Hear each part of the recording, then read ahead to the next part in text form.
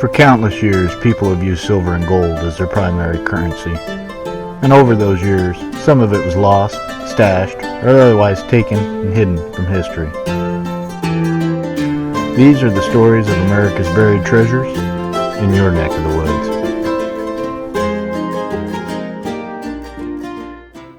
Today we're going to Carbon County, Utah, where one town's tragedy could be somebody's treasure hunting fortune.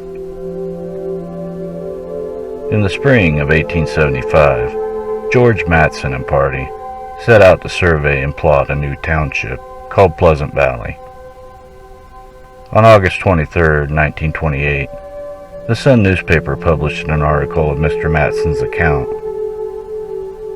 Quote, "When we arrived in Pleasant Valley, later the site of winter quarters, we started right into surveying Pleasant Valley Township, and later we did assessment work on the claims. Phil Beard, John Nelson, and I started number 1 tunnel and drove the first 100 feet into the hillside. Later thousands of tons of coal were hauled out of this entry. I helped dig from the 5-foot vein, the first load of coal ever shipped out of the valley." End quote. The town of Pleasant Valley was being built to service a new coal mine operation in the high mountains of northwestern Carbon County. The town's name would be short-lived. In order to maintain the hold of the claim, somebody had to reside on the property.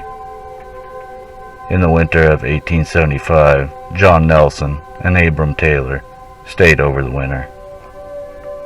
A couple years later, some men from next door, Sanpete County, came over the mountain to help construct the town and continually work the mine. They had intended to leave before winter set in, but were trapped by an early snowstorm. In February 1878, their supplies ran out. Rather than starve to death, they abandoned the town, heading north, where they finally reached the town of Tucker in Spanish Fork Canyon.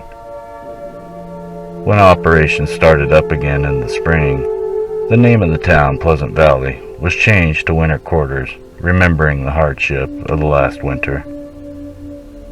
As the town grew, more and more coal was mined. A railroad became necessary to transport the coal. The railroad was known as the Calico Line.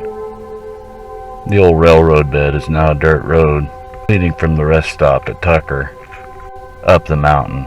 It's called Skyline Drive. As the town grew, so did their needs. Some residents, it seems, got together and purchased a dry goods firm from back east and had it moved by rail to town. The town had all the miners needed: saloons, stables, dry goods, school, church, and a post office. Everything but a bank. In 1897, Butch Cassidy and Elza Lay robbed the miners' payroll as it arrived by train. They rode off with $7,000 in gold double eagles. It's said they dropped $700 in silver coin just because it was all too much weight for the horses. The town grew, and the mine ran until May Day, 1900. It was a nice day, like most, till about 10:15 in the morning, when everybody felt the ground shake. A giant explosion had taken place in the mine, where over 300 miners were working.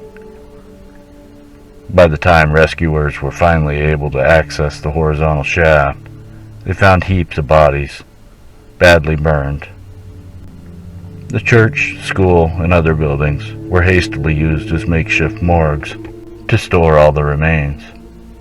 In all, 104 were able to escape, 7 with serious injuries, and 199 miners perished in the blast. The town didn't last long after that. Another coal deposit was discovered closer to the market, and by 1928, the site of winter quarters was abandoned and the mine was closed. While the town didn't last all that long, from 1875 to 1928, it might be a pot of gold at the end of the rainbow. With no bank and such a tragic past, you know there are at least a few caches hidden in the area by the miners. Many killed before they could be retrieved. Butch Cassidy took $7,000 in gold from the little town. That would have only been 1 month's pay, and the miners worked for years. And with 199 dying in one tragic incident, you know it's there, but where? Boots on the ground. The only way these caches will be found is with boots on the ground. If you can find out who owns the property and get permission to hunt it, you might have just boosted your odds of finding a cache or two, or 199 for that matter. Good luck. Happy hunting. Keep on digging.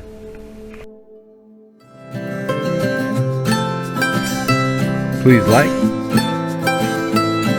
subscribe, and share with a friend.